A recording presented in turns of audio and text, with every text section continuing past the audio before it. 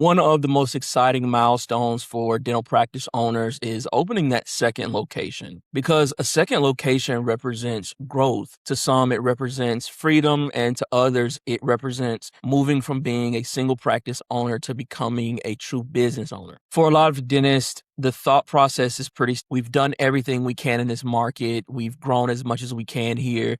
The next step is to find another community to serve and replicate what we've built. And that mindset is understandable, but there is one question I think every practice owner should answer before they ever sign a lease, hire a team, or invest hundreds of thousands of dollars into another location. And that question is, have you actually maximized the opportunity inside of your existing practice? Because there's one mistake that I see happen all the time. A practice owner will tell me that they're thinking about opening a second location. So I'll ask, how would you grade your current practice? Not just production or revenue. I'm talking everything from systems, culture, operations, patient experience, and ability to scale. And a lot of times the answer is something like a B or a C. Usually they have a lot of things that need to be cleaned up, but overall it works. And that's where I start to go deeper, because if you believe your current practice is a B or C level operation, why would you want to replicate it?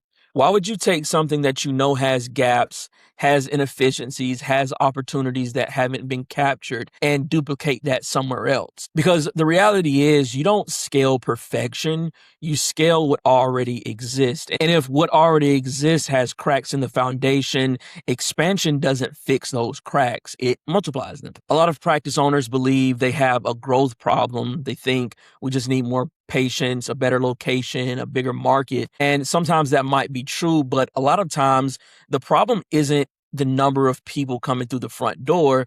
The problem is what happens after they walk through the front door. Growth isn't just about generating opportunities. It's about capturing the opportunities you already have. Think about your existing practice, right? How many patients are sitting in your database right now? How many have unresolved treatment? How many hygiene patients are walking through your door every day with opportunities that haven't been identified? How many patients are accepting 20, 30, 40% of the treatment that's being diagnosed? Or how many opportunities are being lost because systems aren't built to consistently move patients from diagnosis to decision? Because if you haven't solved those problems at one location, opening a second location doesn't solve them either. It just gives you two locations with the same problems. The other thing that happens when you expand too early is that your weaknesses become more expensive. When you have one location, you can sometimes compensate. The doctor can jump in, the owner can solve problems, the team can rely on trivial knowledge. Everyone knows how things work because they've been there long enough. But then you open location number 2 and you realize the way you've always done things isn't actually a system. It's just people remembering what to do. In a scalable practice, it doesn't depend on the owner being the glue that holds everything together. A scalable practice has clarity. The front desk knows how to create an exceptional first impression. The hygienist, they know how to identify opportunities. Your clinical team knows how to communicate value. Treatment coordinators, they know how to guide patients towards a decision. And leadership, they know how to hold everyone accountable. That's what makes a practice scalable, not multiple locations, but the system behind it. And here's why I think practice owners should shift their mindset. Before asking, where should we open our second location, the better question is, have we built a model that deserves to be replicated? Because your first location should become your blueprint, right? That's your satellite location. It should become the example of what you want every future location to look like. Your culture, patient experience, operational standards, financial performance, team structure, everything. The goal isn't just to create more locations. The goal is to create a model that can create more locations. So before you go out and expand, I encourage you to look internally and ask yourself a few questions. Number one is, can your practice operate successfully without you? Not just for a week-long vacation. Can the team make decisions? Can they solve problems?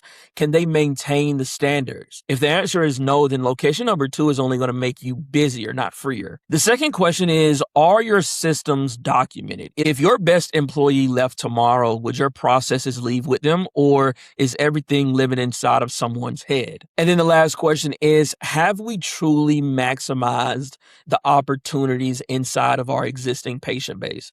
Because sometimes the biggest opportunity isn't in finding new patients. Sometimes it's in getting better at serving the patients you already have. The practices that successfully scale aren't always the ones that move the fastest. They're the ones that build the strongest foundation first. Because when you have an A-level practice, opening location number 2 becomes a much easier decision. You're not hoping the next location becomes better. You're taking a proven model and multiplying it.